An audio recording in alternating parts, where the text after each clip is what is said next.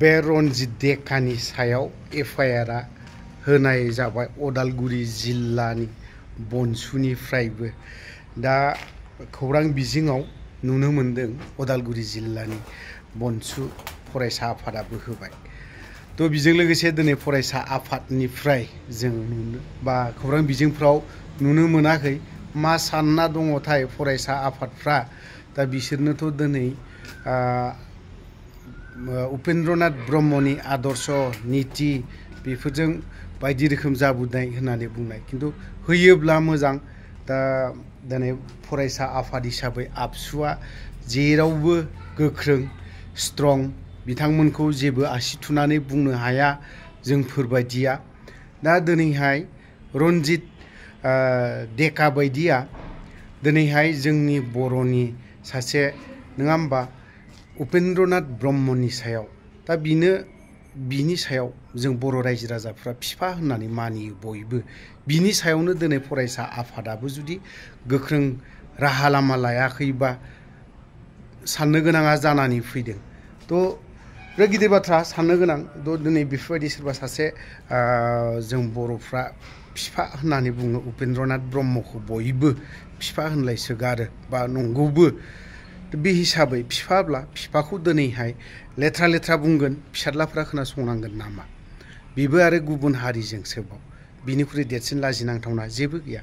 जों दिनै जानो हागौ दाखालि दिल्लीनो मानो बेफोरबायदियाव जों मोनसे उपेन्द्रनाथ ब्रह्मनि मुङाव लामा मोनसे खालामना होदों आरो बिनि मोनसे खाम्फा बा बिनि मोनसे मुसुखा बानायनानै दोननो हाबाय। बिराद देरगाथाव। दिनै आसु बायदिया दिनै बाख्नायदों। दिनै जोंनि फरायसा आफादनि दैदेनगिरिफ्रा मा खालामनानै थादों? नङाब्लालाय माब्लाबा बे सानैसो इउटिउबार दं बेफोरबायदि बाथ्रा बुङो ना, मुं मख'लायनानै बाथ्रा बुङो। दिनै बेफोराव एसे साननो गोनां जानानै फैदों। जों नुबाय थादों माब्लाबा होगोनसो नामा ना होआसो नायबावनि साननैसो फरायसा आफादफ्रा बेसेबां स्ट्रं ना गिनानै थाखो ना स्रि मानो थाखाय बेफोरबायदि स्रियै थाखो ना सासे देका मानसिखौ गिनानै स्रि थाबाय नामा जोंनि फरायसा आफादा? ना जों बर'ब्ला माने गं फारलायनायाव अस्ताद।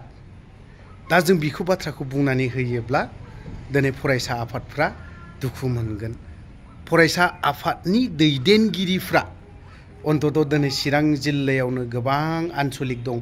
आन्सलिकफ्रावबो होबाबो जायो, डिस्ट्रिक्ट हिसाबैबो होबाबो जायो, बा ओजों ओजा दिनै गोबांनो डिस्ट्रिक्ट मोनब्रै उदालगुरि डिस्ट्रिक्ट, बाक्सा डिस्ट्रिक्ट, चिरां डिस्ट्रिक्ट, क'क्राझार डिस्ट्रिक्ट बेफोराव जुदि मोनफा मोनफा गासैयावबो जुदि होनानै होनबाबो बे रनजित देकाया बेसेबां हेरेसमेन्ट मोनगोन, नंगौना नङा? बाथ्राया बेसो आरोखि। तो दिनैहाय बनसुनि सासे दैदेनगिरि बिथाङा उदालगुरि जिल्लायावनो मोनसे एफआइआर होनानै दोनबाय। तो बेखौ जों खोनासंनानै लानि। आङो बर' रायजो राजा नोंथांमोननिसिम जों उदालगुरि जिल्ला बर' माहारियारि फरायसा आफाद बनसुनि जानानै दिनै मिस्टार रनजित देका बिथांनि सायाव एफआइआर होनाय जादों। बिथाङा 1 तारिख मेनि 2025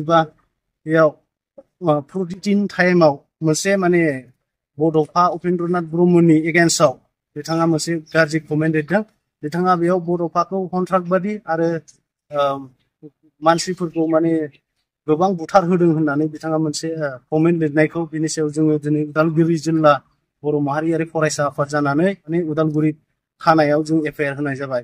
आरो बेखौनो बुंनो लुगैयो आसामनि गिबि मन्त्रि हेमन्त बिश्व शर्मा बिथां आरो लोगोसे बिटिआरनि सिएम श्री प्रमद बर' बिथां सारमोना जे बिनि सायाव गोख्रोङैनो नायबिजिरनांगौ आरो नायबिजिरनायजों लोगोसे बिथांखौ जिबायदि साजा मोननांगौ बेबायदि साजाखौ होनांगौ, जाहाथे भबिष्यतआव माने हारि आरो जाथिनि गेजेराव जे दाङाबाजि जाया, जों बेखौ लुबैयो। आरो जे बे बिथांनि कमेन्टआव माखासे जों बेखौनो क्लियार नुनो मोनदों जे हारिनि गेजेराव बिथाङा माखासे दाङाबाजि लाबोनो नागिरदों आरो बे दाङाबाजि लाबोनायखौ माने होबथानो थाखाय आसामनि गिबि मन्त्रि हेमन्त बिश्व शर्मा आरो बिटिआरनि सिएम श्री प्रमद बर' बिथां सारमोनखौ खावलायहरो जे बिथांमोना गोख्रैनो एक्सन लानांगौ आरो जिबायदि साजा मोननांगौ बिथांखौ साजा होनांगौ। जों बेखौ बर' माहारियारि फरायसा आफाद उदालगुरि जिल्लानि जानानै जोङो साफ्रोमबो गिदिर दैदेनगिरि बिथांमोननिसिम जों खावलायहरो।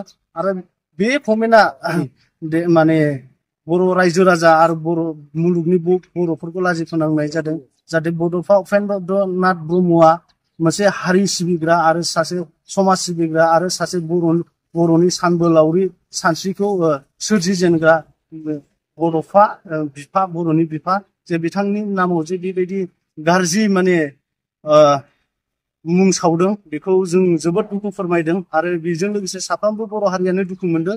दा बेनि थाखाय जोङो आसा खालामो आसाम सरकार आरो बिटिआरनि सरकार बिथांमोना बेनि सायाव गोख्रोङै नायबिजिरगोन आरो मोननांगौ बायदि साजाखौ होगोन। गोजोन्थों।